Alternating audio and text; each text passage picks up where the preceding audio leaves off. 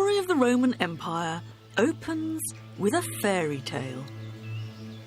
Once upon a time, not far from here, a princess gave birth to twin sons.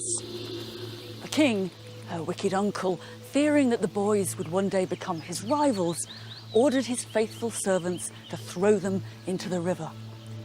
But as it was in flood, they just left them in a basket at the water's edge, from where they floated downstream. Rescued on the bank by a mother wolf who suckled them, they were later found by a local shepherd who reared them as his own. Their names were Romulus and Remus. And they went on to found Rome.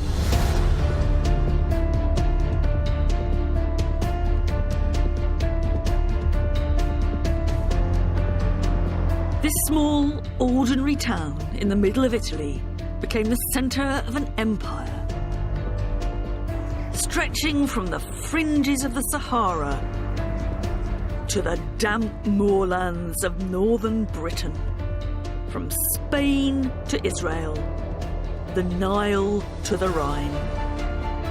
It has framed the geography of modern Europe and defined the way we think of empire now, transforming the Western world through revolutions in trade. This is one of the first examples of globalisation.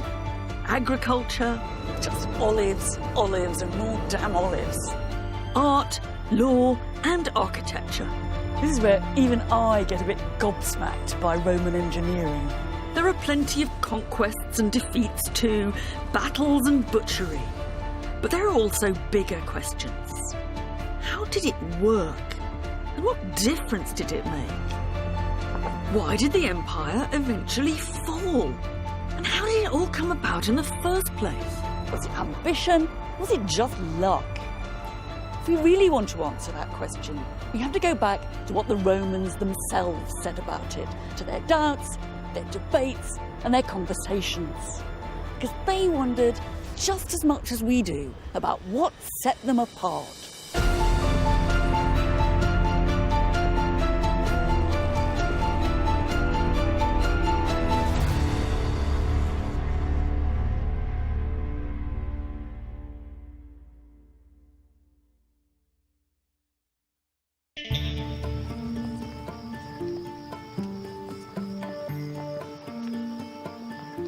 It's on the Appian Way, one of the main roads out of Rome, going south deep into Italy, that we first get a clear glimpse into the lives of the early Romans.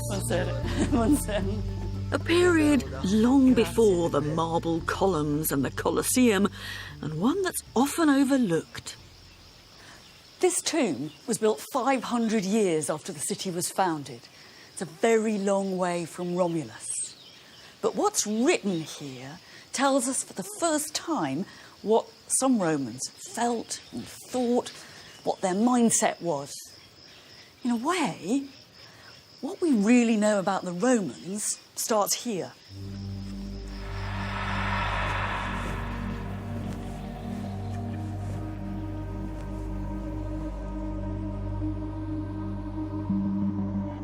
This isn't Rome as we now imagine it. But it is the grandest thing they could do at the time, and back then it was new. This is the tombstone of the first man to be buried here. Scipio Barbatus, that means beardy Scipio. And it tells us a bit about his excellent qualities. He is fortis, vir and sapiens. He's a strong, brave man.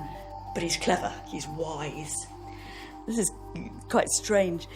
It says his appearance was equal to his virtus. So his appearance was as good as his virtue. He really looked the part. He cut a dash.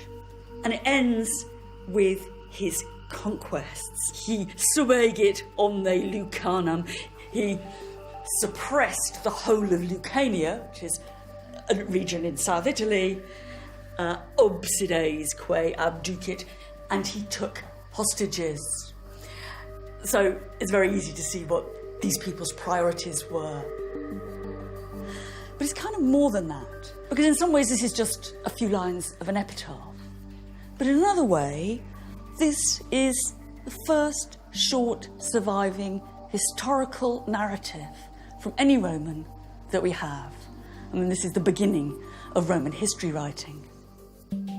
It might be 500 years after the age of the founders, but this is actually the first place where we can really see the Romans. We get a very vivid picture of a people committed to conquest and to the glory that came with military victory. But that's actually like everyone else around them. So what set the Romans apart? With so little direct evidence, the best place to look for the answer is in the stories that they told and their own elaborate speculations on the city's origins.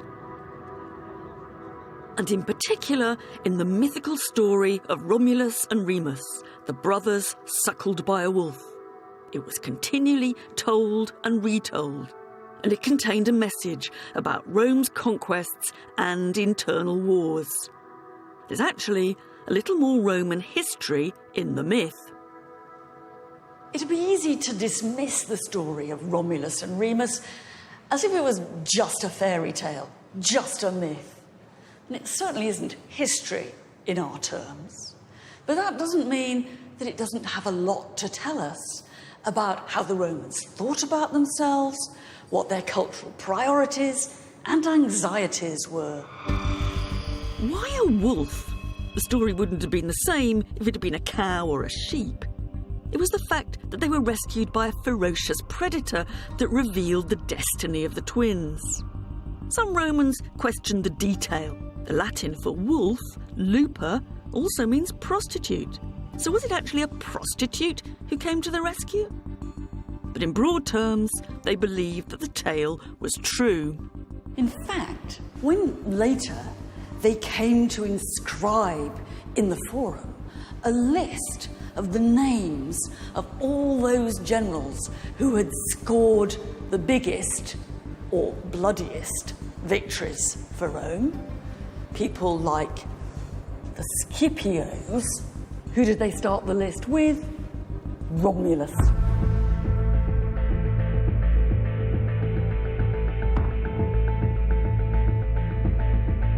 One person who's not on the list is Romulus's twin brother Remus, because it said they had a massive row over where exactly to establish the new town. It ended up with Romulus murdering his twin, an act which reflected the bloody civil wars that would later blight the politics of Rome.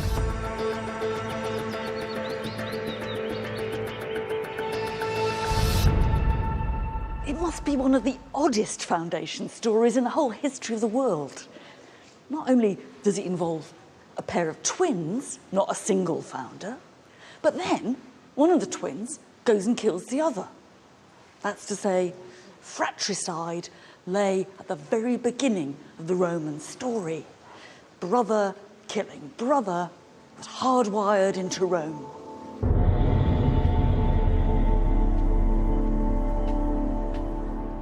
Establishing his new settlement on the Palatine Hill, Romulus became its sole ruler.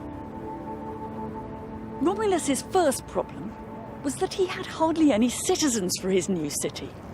So he declared it an asylum, and he welcomed criminals, runaway slaves, the dispossessed and the down and out from the whole of Italy. It's another strange aspect to the tale. Whereas the average ancient city liked to imagine that its original inhabitants had sprung miraculously from the soil of the homeland, the Romans imagined that their city had originally been a city of asylum seekers. It was an attempt to give a mythic dimension to one of Rome's later most distinctive characteristics, that it not only welcomed outsiders, but that eventually it spread Roman citizenship throughout the empire. Romulus's next problem was that he had no women, and therefore his city had no future. But none of the people in the neighbouring towns were prepared to give their daughters to be Roman wives. They were actually nastily insulting and made no secret of the fact that they didn't think a band of runaways was great husband material. So Romulus had to resort to a trick. So the story goes, Romulus invited his neighbours, the Sabines, to a religious festival. In the middle of the proceedings, he gave a signal for his men to abduct all the young women among the visitors and to carry them off as their wives. This is the famous rape of the Sabine women, and it's an almost uncomfortably frank image. This woman here has been captured and she's trying to get away, but she's not going to make it. This one has already collapsed. And another is trying to flee, but it's hopeless. The rape might have been a response to a terrible Roman humiliation, but it was still a violent assault. These women are not willing, they're victims.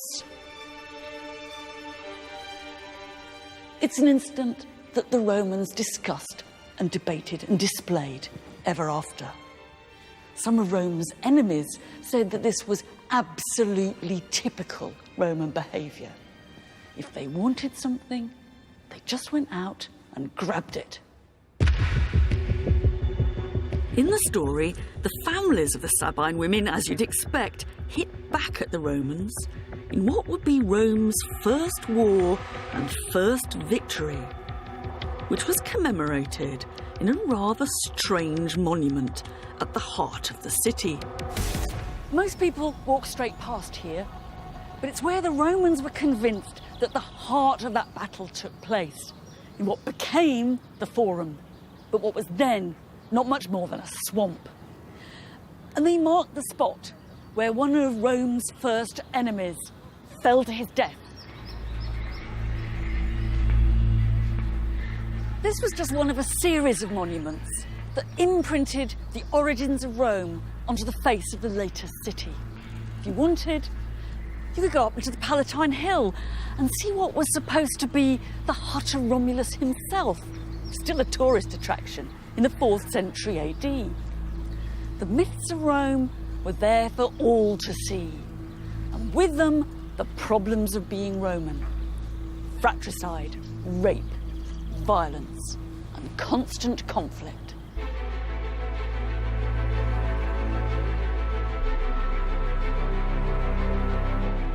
Rome at the beginning was ruled by kings, Romulus and 6 others to follow. But the citizens eventually rejected what they'd come to see as a tyranny and established a kind of democracy in which every year the people elected officials to govern the city and fight its wars. And soon after that, there were signs that Rome was beginning to grow. Why is it that an ordinary little town by the Tiber became something much, much bigger than that? The honest truth is, we don't know why it happened, but we do know when. We can almost touch it, almost. Because in the early 4th century BC, the Romans built this massive city wall around their town. Now, there's more to this than just defence. This is a big statement that Rome has arrived. And even more interesting, a lot of the stone they used to build it came from the territory of a little town a few miles up the road that they'd just taken over. This is one of the first hints of Roman expansion.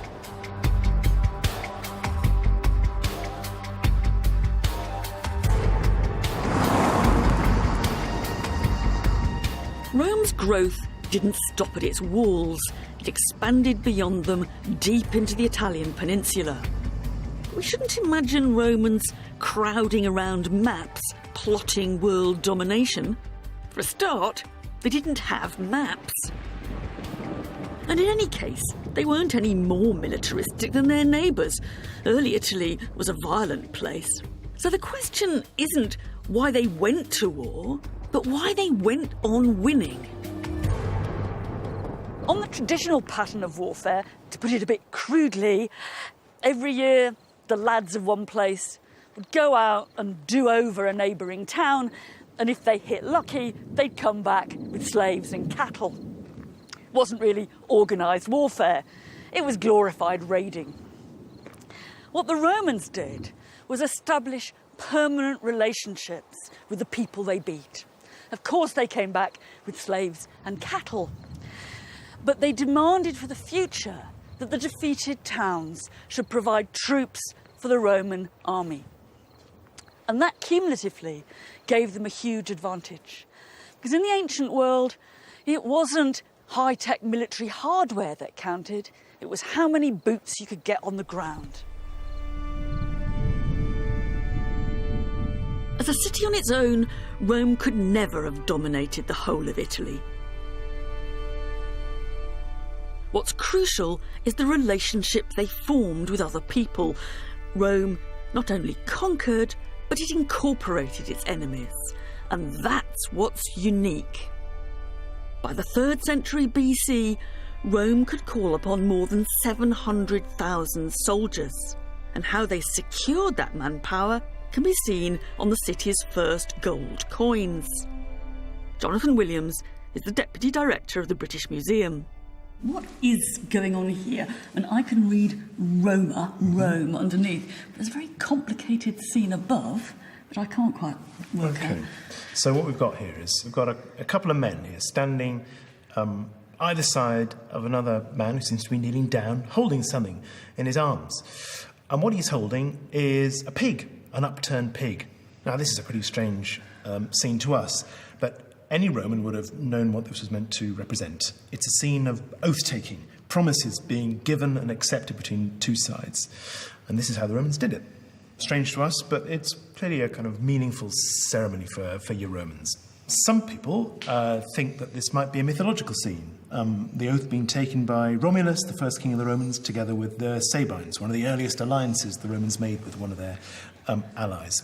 But it could more generally just be a reference to that whole system of alliances between the Romans and all the other peoples of Italy that were so important and laid the foundation of the ways in which the Romans came to dominate and rule the whole of the Italian peninsula. And so what this coin is doing, in a sense, is it's broadcasting or sort of creating an image of Rome as the centre of these alliances with other peoples. Absolutely. Yes, it's broadcasting messages to the allies, but also to the Romans themselves about how faithful we are. We're good, solid, loyal allies, but you better stick with us, because you don't want to know what happens if you split on us.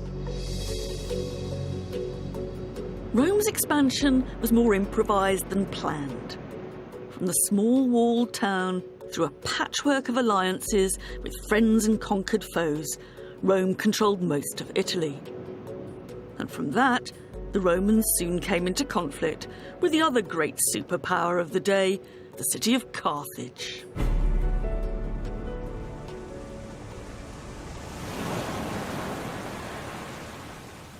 Because there was actually another empire out there to rival Rome. The Romans' network of alliances put pressure on them to intervene in support of friends and allies further and further afield. It's a bit like what happens to modern superpowers. One particular request for help had defining consequences. During a dispute between two Sicilian towns, different groups appealed to Rome and to Carthage. After intense debate in Rome between those spoiling for a fight and those who thought Rome was far better off out of it, the Romans decided to go in. And that was how Rome and Carthage first came face to face in conflict.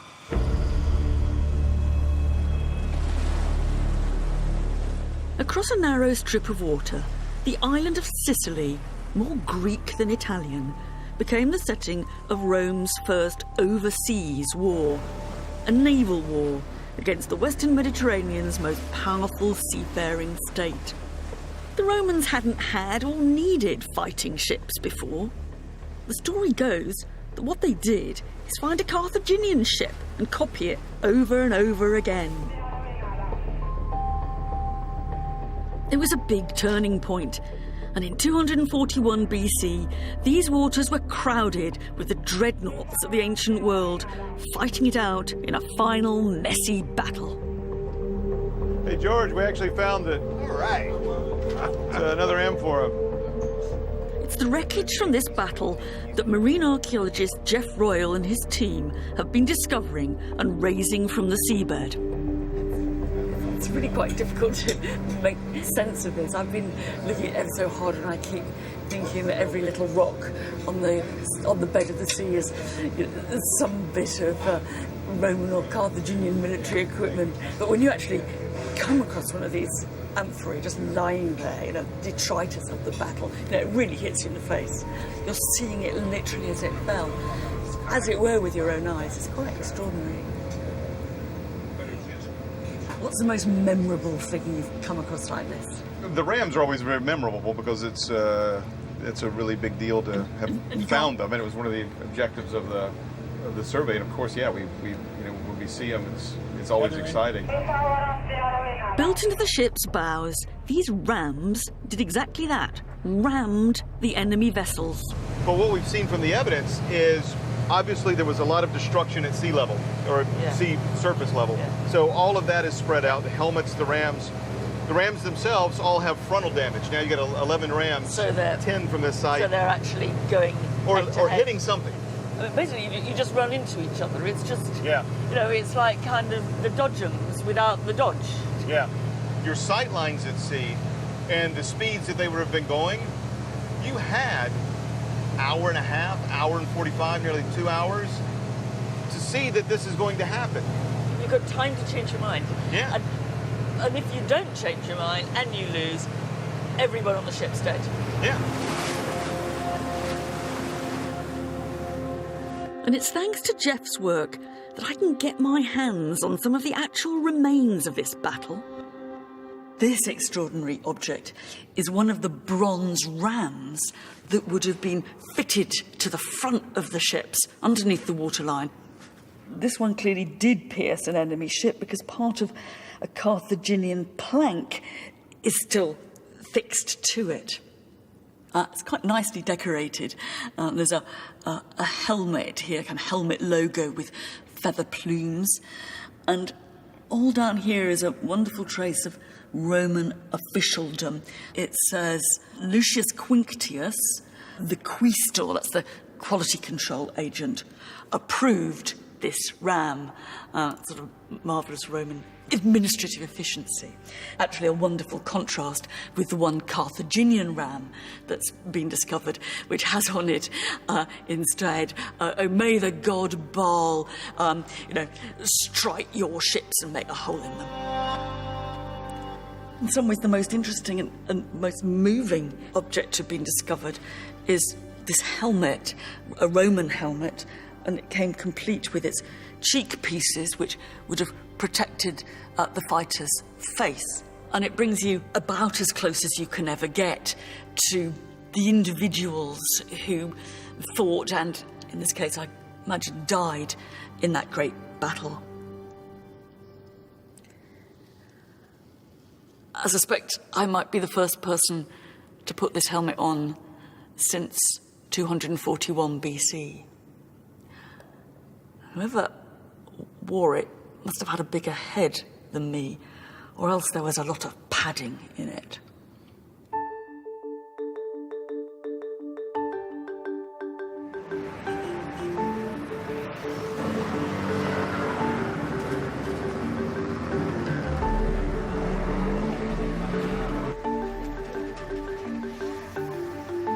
The end result of all this was that the Carthaginians were pushed out of Sicily altogether, and the island became the first overseas territory under Roman control.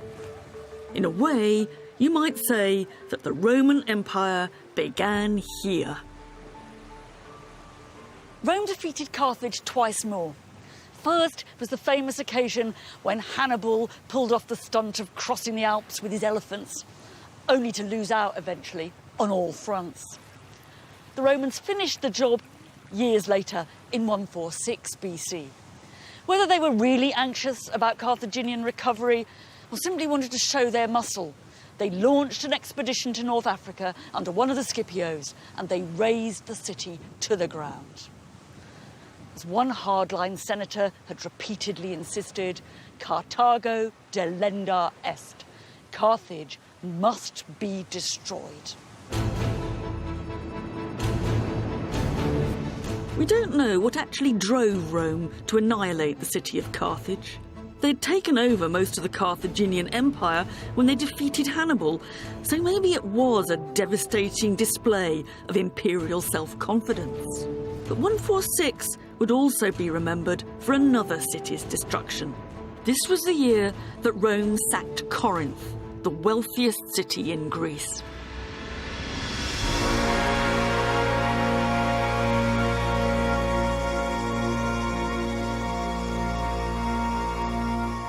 "146 would become ingrained in the minds of every Roman, the year when Rome became so powerful that it no longer had any serious challengers left.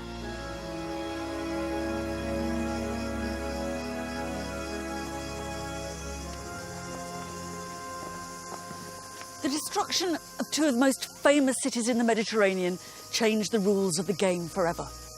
There was still no sign of a Roman master plan, or that they really wanted actually to govern anywhere, but they now had more power than anyone else, even if they didn't really know how to use it.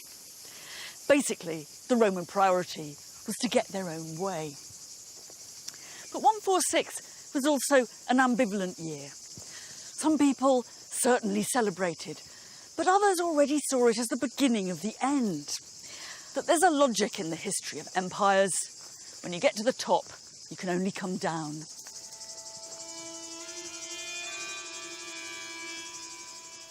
Carthage was wiped from the earth, but Greece was very different, and it gave Rome something more precious than economic profit: its culture. Conquest didn't just change the people that Rome conquered, it changed Rome too. And it was thanks to Greece that Rome started to become full of marble columns, elegant statues, and objets d'art. This was the very beginning of the Rome we know, and also the beginning of a flourishing art market. This was once a great piece of art. It's a statue of Hercules. He was part of the cargo of a shipwreck that's been recovered from the seabed. Not just him, there were more than 30 other marble statues, some bronze ones, some exquisite jewellery, glassware, scientific instruments. And they say they found the pips of the very last olives the crew ate before the disaster. But from our point of view, what's important is that this was a cargo of stuff, one out of many thousands, that was making its way from the Greek world on a one-way ticket to Rome. Πατέρα, εγώ είμαι η κόρη σου. Και βασιλιά, βάκι που δίκαια μας την όρισες, αλλά πιο δίκαια από όσο τα αξίζαμε. The Greek world that Rome conquered had a long history of art, theatre and literature. Πάτερ, παρέστηση. And many Romans felt the cultural traditions of Greece outclassed their own. Λαμπρότερος ή πριν, But Rome not only bought, plundered and emulated Greek culture, Romans wrote themselves into the Greek story, tracing their own origins back to the mythical war between Greeks and Trojans and to the most famous work of Greek literature of all, the Iliad. One crucial character for the Romans was Aeneas, who played a rather minor part on the losing Trojan side in Homer's Iliad. The Romans took the story of Aeneas and ran with it, making him flee from Troy and come to Italy to found the Roman race as a kind of ancestor of Romulus and Remus. It's almost as if they're saying that they didn't just belong in the Greek world, but they actually came from here.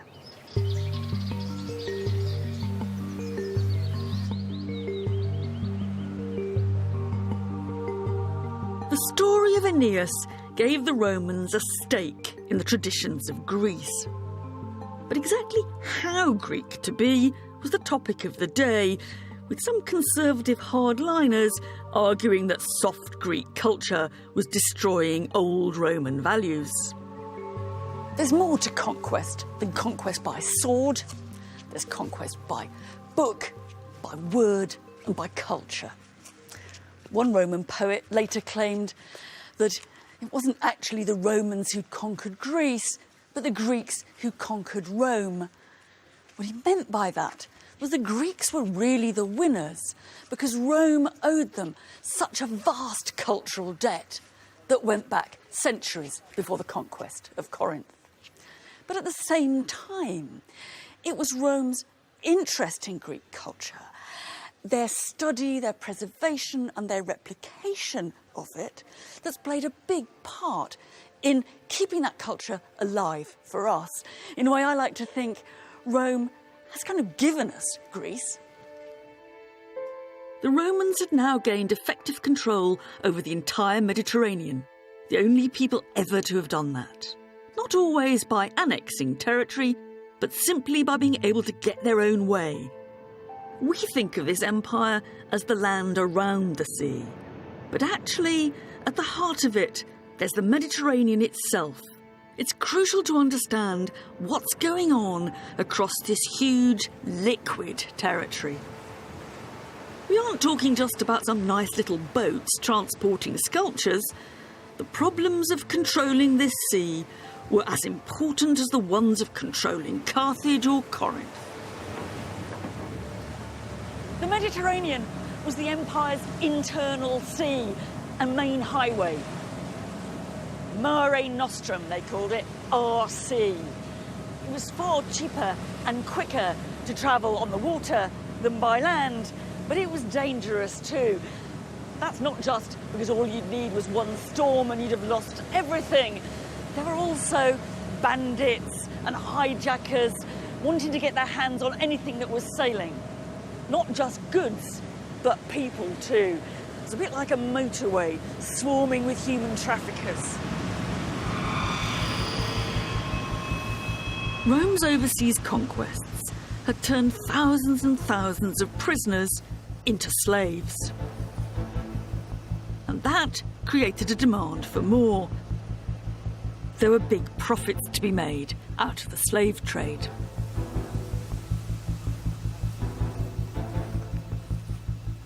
Delos was a huge mercantile community and people made loads of money here.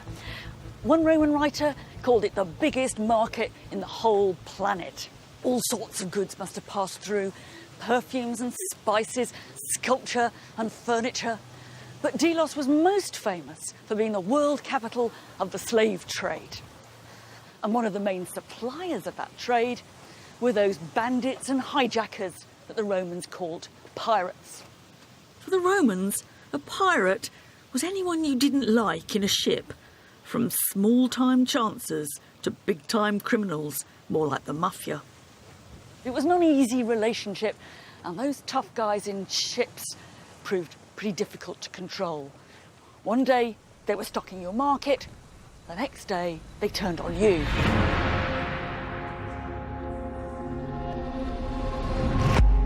And that's exactly what we see here. This is a wonderful pair of very distinctively Roman faces, sunken cheeks and wrinkly, both of them looking a bit sinister. It's kind of tempting to imagine that they were involved in a rather nasty form of business. They're also in a pretty ropey state. They've been smashed and they look a bit burnt. And the reason for that actually stems from a key moment in the history of this place. In 69 BC, pirates came here, they torched the place, there was a vast fire, and Delos was destroyed.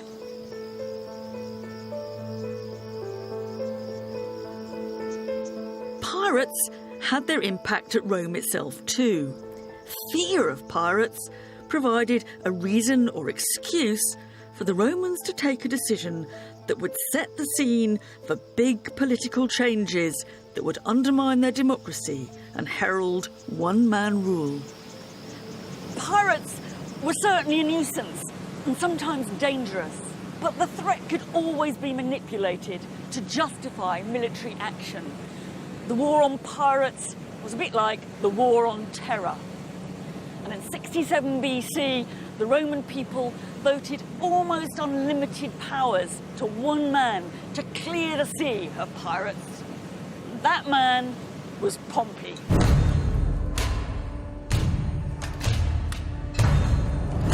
Pompey the Great, as he was known, got rid of the pirates in just 3 months and then turned his firepower onto some fabulously wealthy Eastern kings, returning to Rome with a bang, a spectacular 2-day parade and a massive carnival.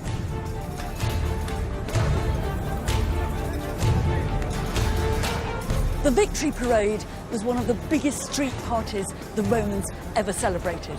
It was the general processing through the streets in his chariot. It was all the booty and spoils and riches he'd brought back home out in front of him, and his prisoners walking there too. The idea was that the people in the city should be able to see what the generals and armies had been getting up to abroad and what they brought back.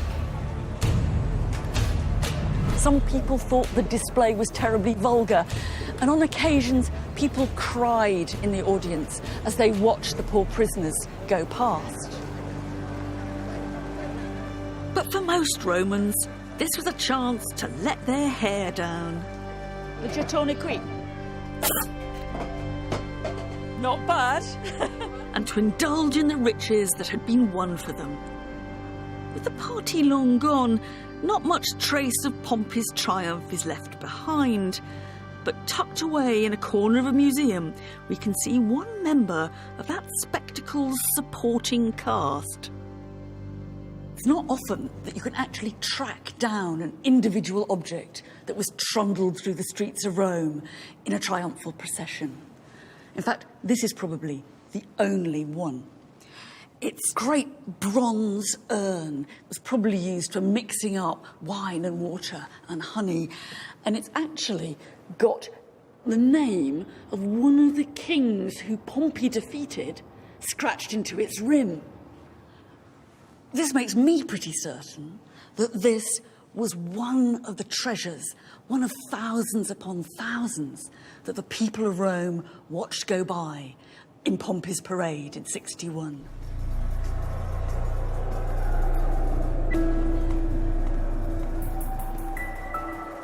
The empire had been traditionally funded, formed and governed by democratic officials serving for 1 year, sharing power. The idea had always been to stop anyone becoming a king again. But with Pompey, the Romans began to shelve their rejection of individual power. If you needed to defend or extend the empire, perhaps you had to hand over control to just one man. Yet for a man who revolutionised Rome, he's left very few visible traces. This is a wonderful bit of Roman street archaeology. You might miss it to start with, but the layout of these buildings, this sweeping curved facade, actually matches ancient Roman foundations underneath. And those foundations belong to a huge semicircular auditorium of a theatre. These are the traces of the theatre that Pompey put up with the profits of his eastern campaigns. And they're the first time ever that Roman buildings begin to match the Rome of our imaginations. Huge, monumental, magnificent, designed to impress.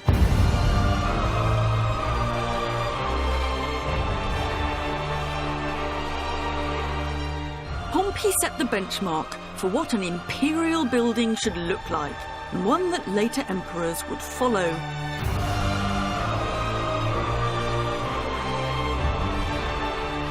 But he's never become a household name. He's always been overshadowed in the quest for glory and the competition for personal power. The one person that forever after stole the limelight was his great rival, Julius Caesar.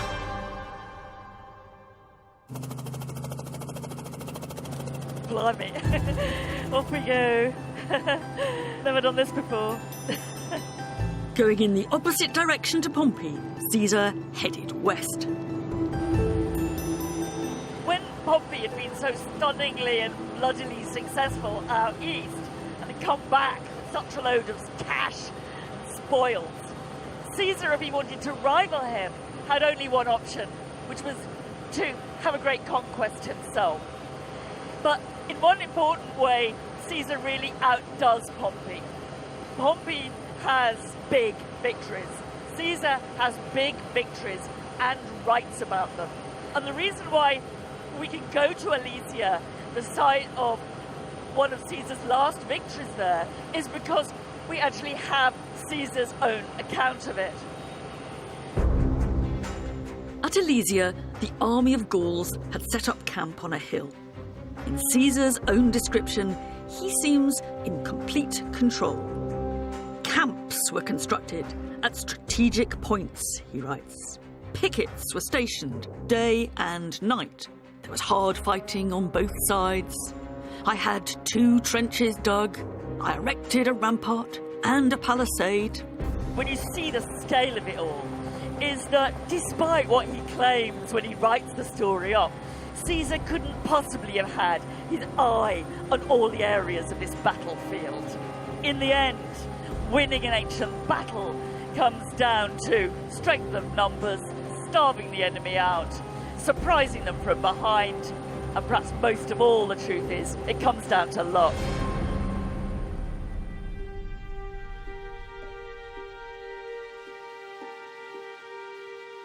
Luck or not, I'm sure that Caesar himself will be delighted to know we still read his own version of these campaigns. However he won the battle, the real point is that his story has lasted for centuries. And in terms of imperial propaganda, it's a nice proof that the pen really can be mightier, or at least more enduring, than the sword. The leader of the Gauls in their doomed last stand was Vercingetorix. Since then, he's become a hero of modern France, a freedom fighter standing up for the French nation. The irony is that everything we know about Vercingetorix goes back to what Caesar wrote about him. In a way, our Vercingetorix is a Roman creation. Whatever he was really like, the point was that Caesar needed to show that he had defeated a dangerous, brave, and ultimately worthy opponent. The Romans would never have thought that there was any kudos to be gained in beating a sissy. Caesar also boasted about the number of Gauls that his army had killed during his campaign. Modern estimates come to around 1 million. His figures may have been sexed up to impress back home, but there's little doubt that Caesar's ambition to surpass Pompey's glories had been achieved through nothing short of genocide. Excavations of the battlefield have unearthed some of the weapons that won Caesar his victory, including the ancient version of landmines. These things aren't exactly high-tech, but they're very, very nasty. This one in particular, you have to imagine standing on it in your leather sandal. The point goes right through and into your foot, and you can't pull it out because of that little barb there. Your foot's bleeding, you can't get your sandal off, you're in agony, you can't move. It makes my toes curl just to think about it. There were people in Rome who got anxious about what was going on in Gaul and at the level of the killing. And some of Caesar's enemies even went so far as to suggest that he should be put on trial for war crimes and that the judge and jury should be all Gauls. The Roman Empire was a pretty brutal thing, but there were some levels of brutality that even the Romans couldn't stand.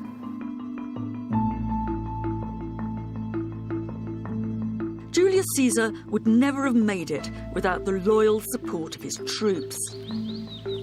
They were far from the cattle raiders of the early city. The soldiers were now professionals, bound to their general as he was to them, even more than to the state. And unlike Pompey, Caesar was prepared to use that army to seize control of Rome. For his part, Caesar was well aware that his enemies in Rome were conspiring against him, that they were trying to back him into a corner, and as he put it, to undermine his dignitas, that distinctive Roman combination of prestige and clout. So he took a chance, and with one of his legions, he set out to march on Rome. When he got to the river Rubicon, which marked the border between Gaul and Italy, he said, "Let's throw the dice in the air then." In other words, God only knows what'll happen next.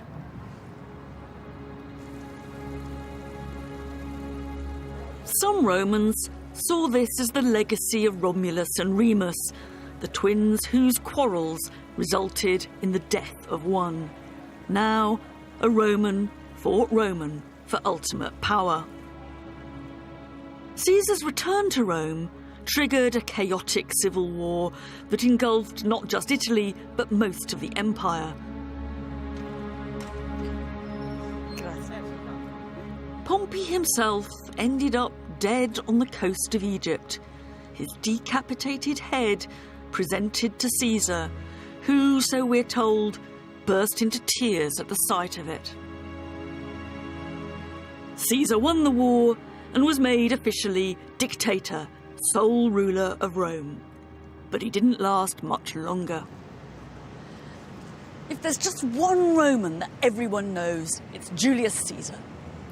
Not because of what he did, but because he died. His assassination has been blown up into an heroic scene that we all know, or think we know, from films, paintings and plays, and from those famous last words, "Et tu, Brute," which he definitely didn't say. What we know for sure is that he was ambushed by a group of his friends in a meeting in a Senate house that ironically had been built by his great rival, Pompey.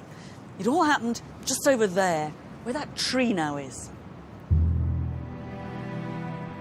It was another echo back to Rome's foundation story. Now it was Caesar who took the part of the murdered Remus.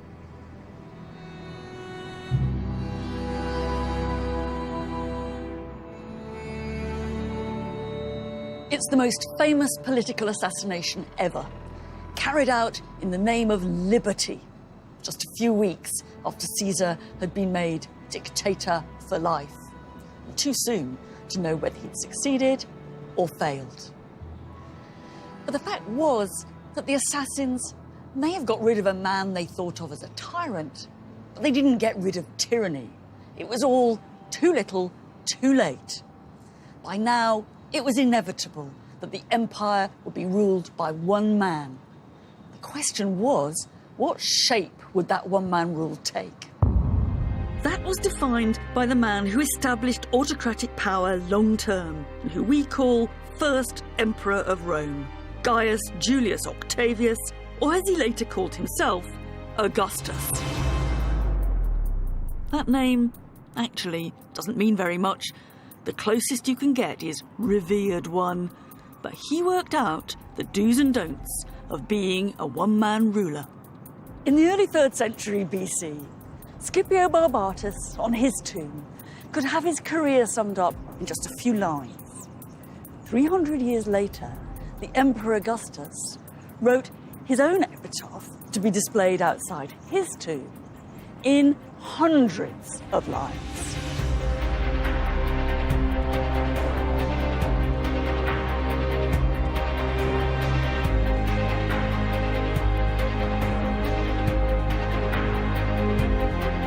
It's an extraordinary, overblown account of what I did. But it also offers a blueprint for how to be an emperor in the future. And there are 3 things he stresses. First of all, you have to be massively generous to the Roman people. You have to give them handouts and entertainments and services. And that's what he lists here, all the cash he spent on that. Then you've got to build, build, build. And that's really the model of Pompey. And Augustus tells us about the temples that he constructed and the theatres. But most important of all, and this is what the biggest part of the document is about, you have to invest in conquest. And Augustus explains how he extended the boundaries of the Roman Empire, how he pacified the provinces of Gaul and Spain, how he pacified the Alps. The message he's hammering home is clear. If you want to be a Roman emperor, you have to look like a conqueror.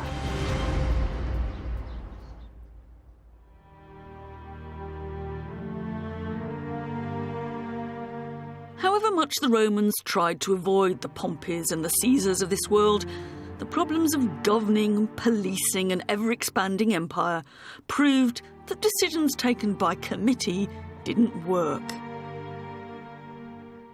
It wasn't the emperor that created the Roman Empire, it was the empire that created Roman emperors.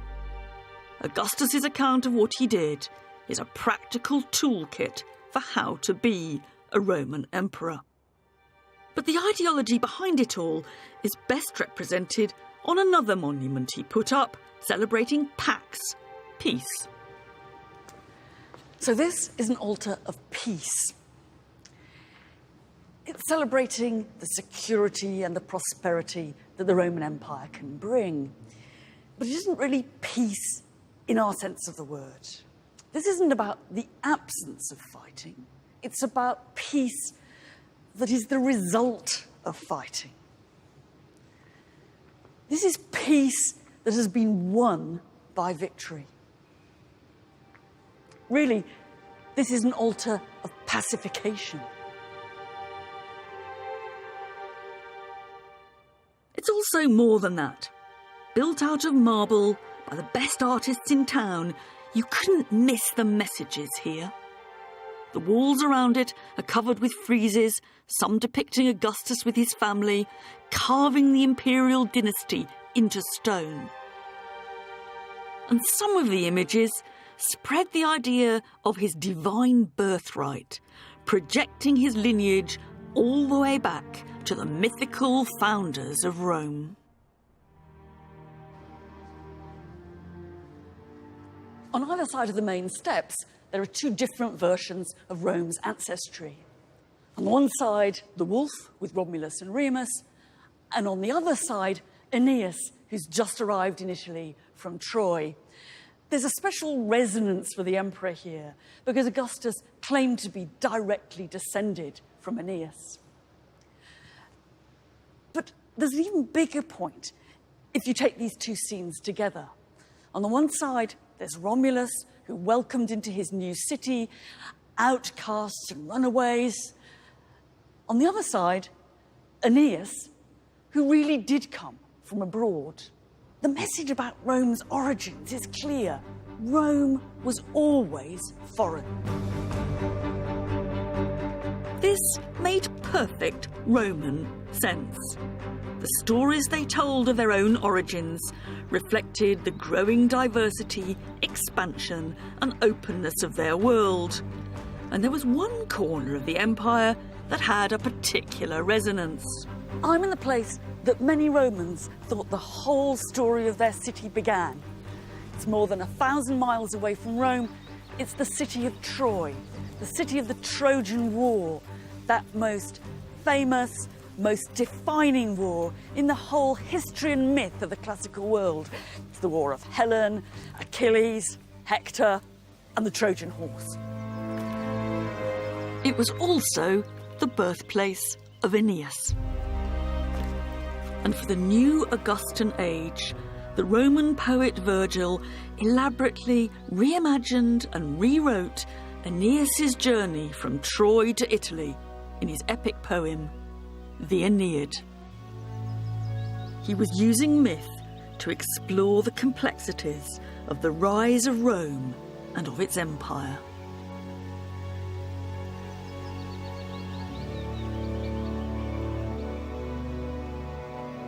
There are all kinds of themes in this poem. Love, honour, heroism and empire. Virgil also points to some of the much more disconcerting sides of imperial power. At the end of the story, and it's really the last thing we see Aeneas doing, our hero cruelly and gratuitously slaughters an enemy soldier who has surrendered to him. It's as if, in Virgil's hands, the story of Aeneas both celebrates Rome's empire and exposes its potential brutality. And yet Virgil could also present the Roman Empire as a gift from the gods themselves. At the very beginning, Jupiter, the king of the gods, prophesies Rome's future power. I have given, he says, I have given the Romans imperium sine fine. I have given them empire without limit. It hadn't really started that way. A completely unremarkable city had expanded far beyond its walls, becoming the power centre of a vast empire. And from the twins to the emperors, from cattle raiders to organised armies, from the early victories of Scipio Barbatus to the crushing destruction of Corinth in the east, or the bloody killing fields of Gaul in the west, through a combination of improvisation, good luck, greed and ambition, Rome has imprinted on our minds what it means to be an empire. The idea of empire without limit is something that Scipio Barbatus could never have understood. He knew all about conquest and military glory and the profits that came with them. But Rome, having territorial control over swathes of the outside world, thought of as limitless, would have been absolutely incomprehensible to him. 2.5 centuries later, Virgil's Aeneid claims that Jupiter himself had planned it that way. It's as if Virgil, looking back, is reinterpreting the messy, the improvised history of Roman conquest into some grand design of manifest destiny.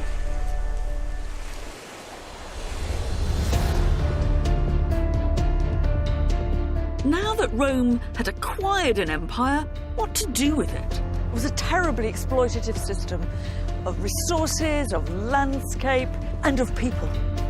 What would feed it, and what would connect it? We tend to joke when we say all roads lead to Rome, but actually they did. Who would lose out, and who would succeed? One of the biggest things he did was put up this huge amphitheatre.